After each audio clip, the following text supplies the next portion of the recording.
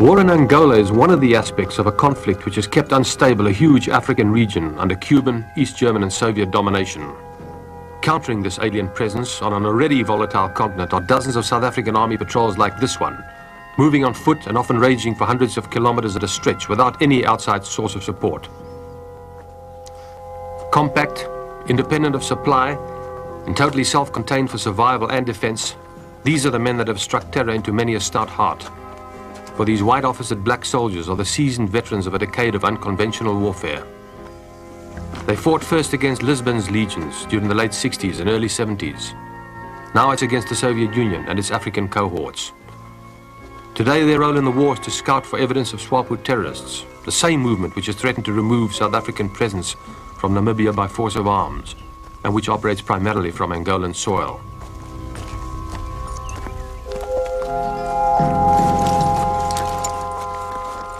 Much of the movement inside this hostile terrain is restricted to earlier and later parts of the day. Long experience has taught these soldiers that activity during the hours when the sun reaches its peak can be counterproductive. All considerations essentially narrow down to the availability of water or whatever other liquid might be available. It's then that the major meal of the day might be prepared. Most times, this consists of standard issue food of the type that is universally known in South Africa's operational area as rat packs. Back at base, the pace slows noticeably until the next phase of the operation is reached. Officers and men of all races mix easily, their dress and demeanor reflecting the rugged bush life to which the majority are subjected, for this is an elite corps. On patrol, the men might be required to work in the same set of clothes for a month, without once being able to wash their faces. Always, white officers and NCOs black their faces and expose parts of their body. Angola is a black man's country, where history has proved the white are transient, even though the Portuguese held it for 5 centuries. We are now in South Angola, a country that the Portuguese often term Terrestre de Fim Mundo, the land at the end of the earth. It's here where the South Africans have taken the war to the enemy. They send in search and destroy teams in order to take out Swapo terrorists. These people are preparing for an operation. We've caught them at the last moment on the ground, just before they're about to take off. Among them are quite a few illustrious war heroes, including one of them, Corporal Costa, who recently was awarded one of the highest medals in the South African Army, the Honoris Crux. He achieved his role in an attack several years ago, in which he brought out 12 wounded. Captain Jules here is a 25-year-old South African Army captain, serving with this Special Forces team. And how long have you been in the bush? I've been in the bush now roughly over a month. And how do you live when you are on your own like that? Do you have support from the South Africans, supply? Yes, we do have support from South African supply. If we don't get support, we get our own food. What is that? We get some buck, which is kudu. And what do you do for water? We sometimes dig for it, and sometimes we can get it from the local pops, which we get, they call it the kashimbo, which is in fact a water hole. The availability of water lies at the core of every single operation launched by South Africans in this region. Without it, no one would survive more than a day, for it's a sun-seared land, blistered by years of drought. The operation must bring in its train anything else that might be needed, like food, ammunition, batteries for radios, medical equipment, and even the rare luxury, like milk in cartons. Prior to the launching of the operation, all supplies are stockpiled, ready for disposal, as and where required. Fuel too has to be taken in drums, enough to keep several squadrons of aircraft operational during a crisis. Like the rest, these supplies are taken in by helicopter. Many of the men comprising this force are veterans by the time they are 20. You're in the bush on your 21st birthday. Where were you when you turned 20, Lieutenant Richard? I was last year in the bush same time, when I was 20, as well as last Christmas and New Year. So you've basically had 2 years of operations with this unit? Basically going now, ending my second year this year. Are you going to stay in the army? Yeah, I'm in permanent force at this stage. You like it? I like it. It's got a good life. What is the attraction? What is it that you feel about it? At this stage, it's just the nature, fresh air, and the bush. And the war itself, which is obviously why you're here? There's no other choice. Somebody's got to do the job. somebody must be around. What part of the operations are you involved in? It's just the cleaning up operation, sweeping. Inside Angola? Just inside Angola, and we work internal as well. Do you have your share of contacts in this war? We have our fair share of contacts. You can go a few days, we get absolutely nothing. Other days you have your luck. What do you consider luck? Your luck is when the day you get your contact and you get your few kills in your contact. Does this involve a great deal of follow-up? This does, definitely does, because follow-up is not just an easy task. Some days you must run at least 20, say anything between 6 and 20 Ks on a follow-up, see what you get. Following the patrols, the main strike force will enter an area, and here on day one, the task force commander will outline the nature and extent of the operation.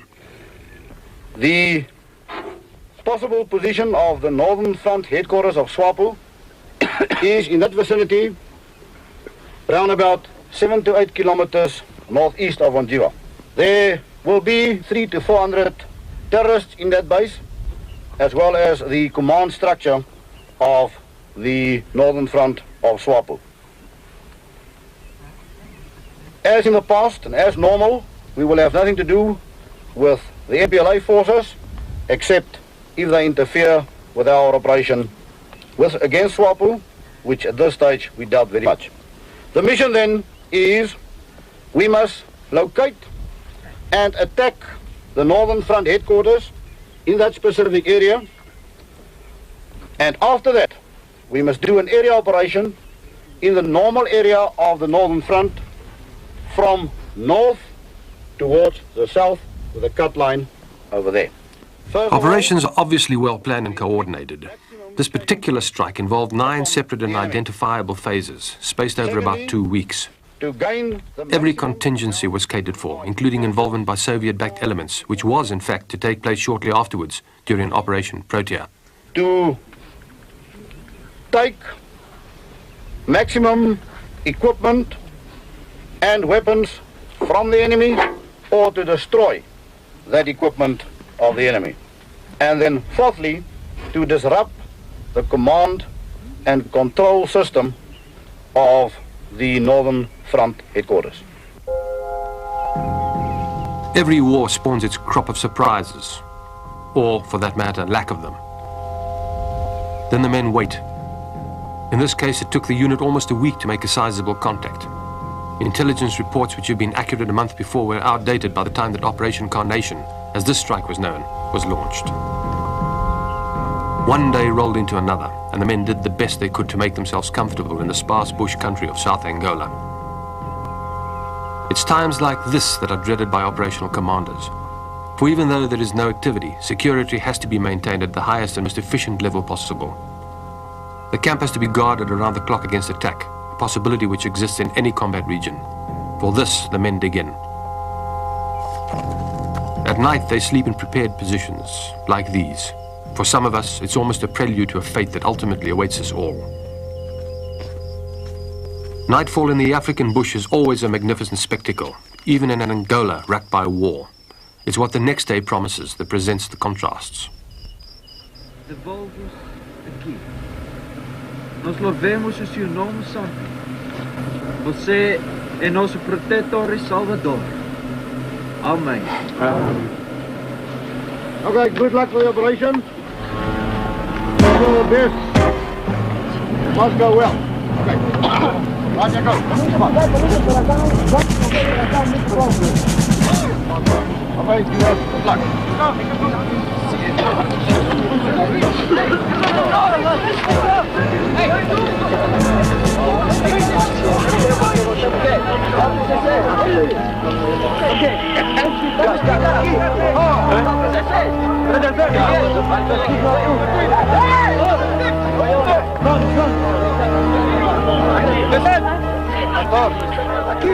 The first wave is airlifted out even before it's light. The rest of the strike force, whether cleaning a rifle or just standing by, wait for the helicopters to return and the brief journey that might take some of them to glory or to eternity.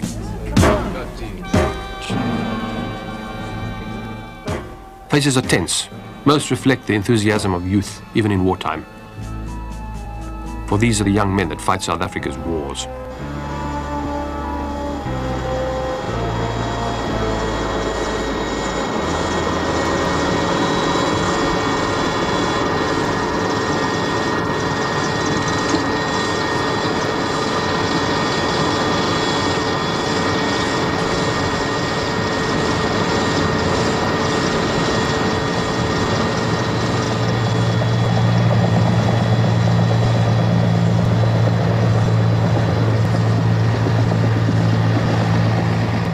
Divided into sticks, the men scattered to predetermined aircraft which will carry them to their destinations and hopefully action. For though they might become a statistic in the course of the morning's events, few of these battle-hardened soldiers would hope for a lemon, as an aborted operation is colloquially termed.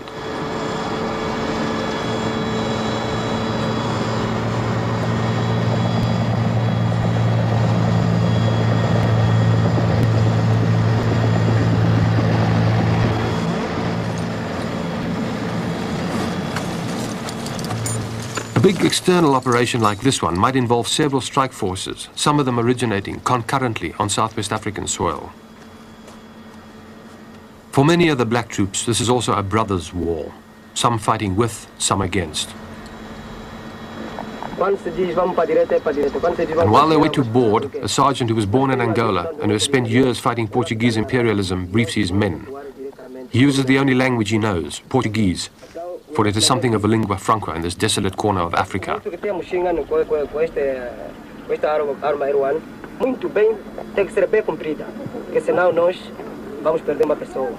Like the others, these men are intent on action, for theirs is a war of deed, not of word. Then they go in.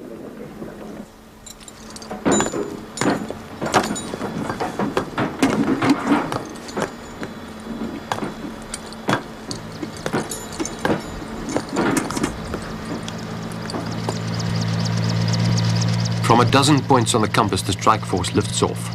Few of the men carry more than their rifles, spare ammunition clips and water, for most will be back at base before nightfall. Each will have a story to tell. In truth, the measure of a man's worth on this continent is his ability to cope in times of adversity, even in wartime. Occasionally, ground forces will have an arm of backup, such as when several task forces recently struck at an array of SWAPO bases adjacent to Ongiva and Jangango during August this year. For this purpose, the South Africans have developed an incredibly versatile infantry fighting vehicle known as the rattle, the Afrikaans word for the fiery little African honey badger of Robert Ruark fame. These vehicles, designed for mobile warfare, have proved adept at tackling most of the problems encountered in the kind of war in which the South Africans now find themselves, including the threat of enemy armor. It's no secret that during Operation Protea, rattles acting in concert with Eland armored cars knocked out several squadrons of Soviet-built T-34 and PT-76 tanks without the loss of a single vehicle of their own.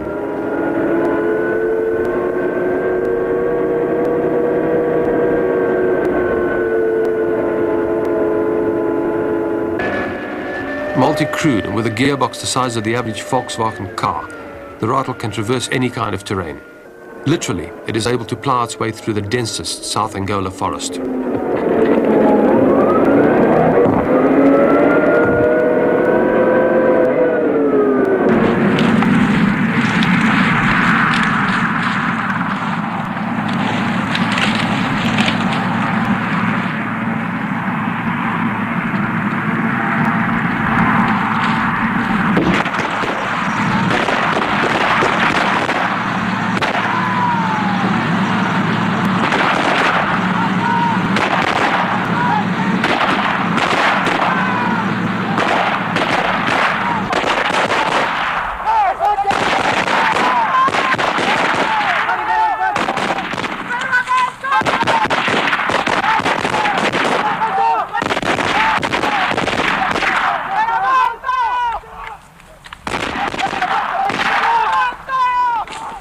That attack occurred at sunset. We went in the following morning at first light. The sight that greeted us was awesome.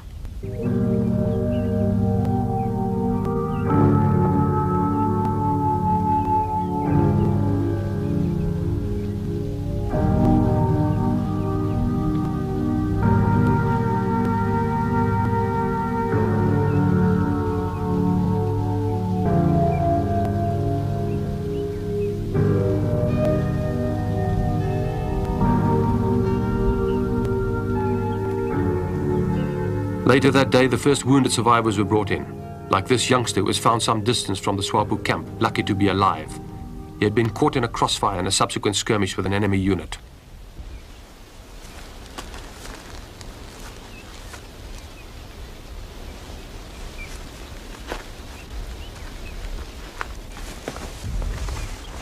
Brought back from the brink of death by the unit doctor, who, like others in the Special Forces unit, is airborne trained for any eventuality, the youngster's condition was first stabilized.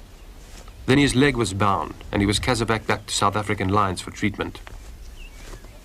The sweep which resulted from the initial contacts covered a vast area of open bush country.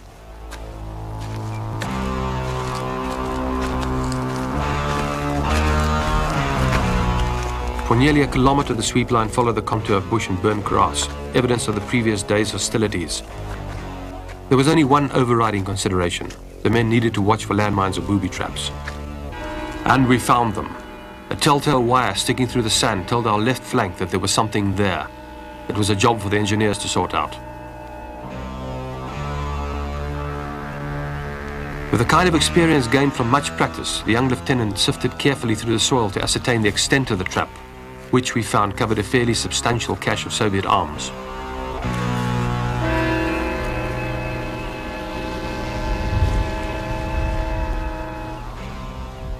Still not satisfied, he connected a grappling iron to more wires.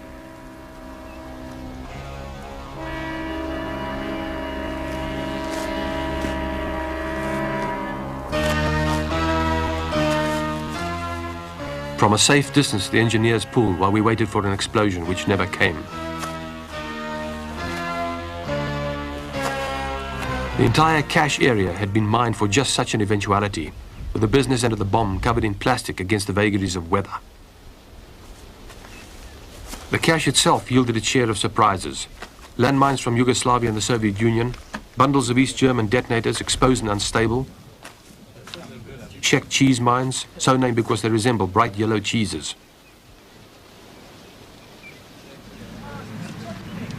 Throughout the secondary operation, we were provided with air cover, though on that occasion we didn't need it. And once completed, the sweep went on, hour upon hour, in search of more SWAPO caches of explosives and weapons. The work was tedious and exacting, as it is each time there's an external strike, but it has to be done. Above the whine of a battalion of insects and flies, the only friendly sounds come from above. The camp itself, once we reached it, was a daunting proposition. Kilometre after kilometre of twisting trenches and buried bunkers. There was no way of telling whether any or all had been booby-trapped. Obviously, the enemy had fled, leaving little of value behind except clothing, some ammunition, documents, and the primitive paraphernalia of survival in an equally primitive land.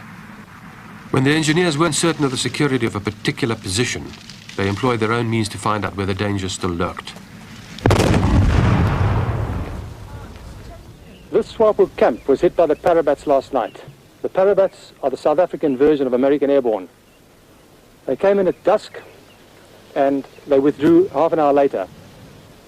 The base itself extends over an area of about 20 football fields. It's huge, it's camouflaged. It typifies the sort of war that is being fought. It's not a sophisticated installation, but it's functional for the purpose of the kind of terrorism which is being waged into Southwest Africa. SWAPO, it is said, never returns to one of their bases once it has been cleared by the South Africans. Possibly they fear that it might have been booby-trapped in turn.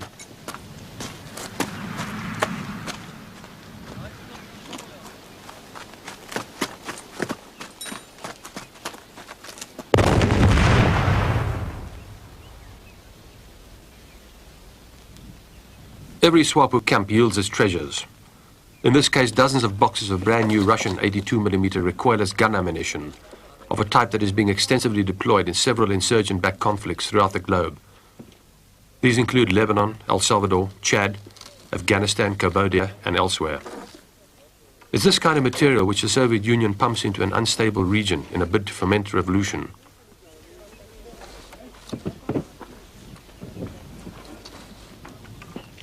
While the rest of Angola starves, these boxes, each one containing 4 bombs, and together conservatively estimated in value at the price of a modest prefabricated cottage, have been transported through some of the most difficult country in Africa to be used in war.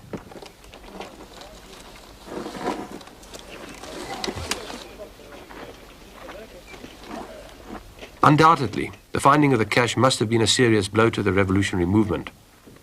Clearly, the South Africans will use this ammunition against the same enemy responsible for bringing it in the first place. Irony certainly has a million faces.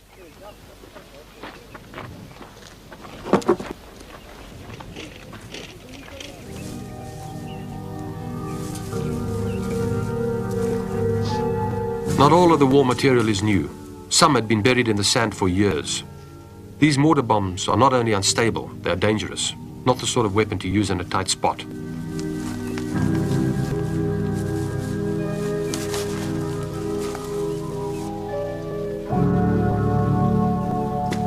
The rest is brand new. It's this material, complete with Russian markings, that will be airlifted out of this remote region. For to leave it behind could result in it being used against the South Africans at a later stage.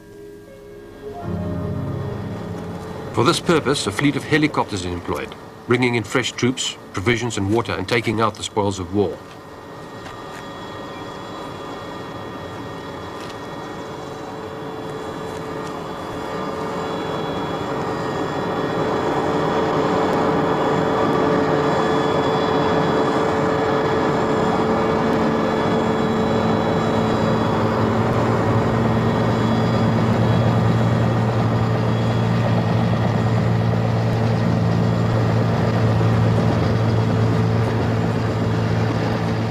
Operating in a huge area, reckoned to be about half the size of France, these are the pack horses of the South African Air Force.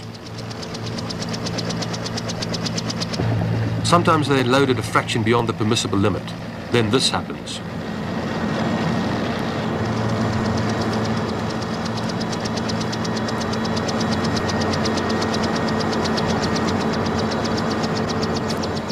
Loading begins, the criterion being more or less whether the chopper will be able to lift off with this heavy load of munitions or not. To the air crews, it's often a thankless job, well done, and not without its risks. In truth, the helicopter pilots of the South African Air Force are the often unsung heroes of this war.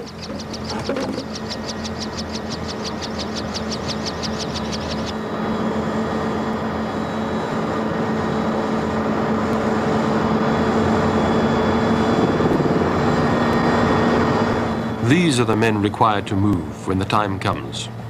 A troopie might be wounded at sunset, 100 kilometers behind enemy lines. It's not even a question for debate whether a helicopter will go in or not to bring him out.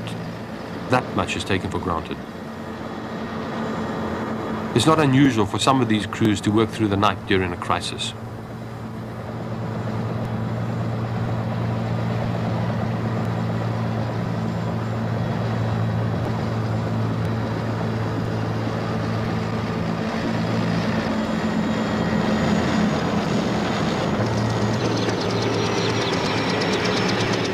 Brigadier, I've been on operations with your forces in this operational area for 3 weeks, both here in northern Southwest Africa and South Angola.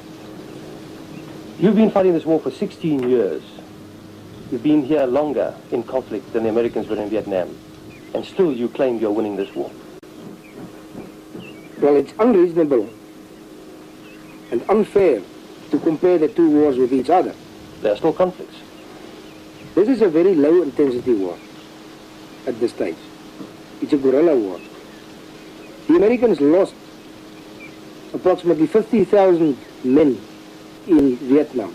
We haven't even lost 500 over a period of 16 years. How many are you losing now a year?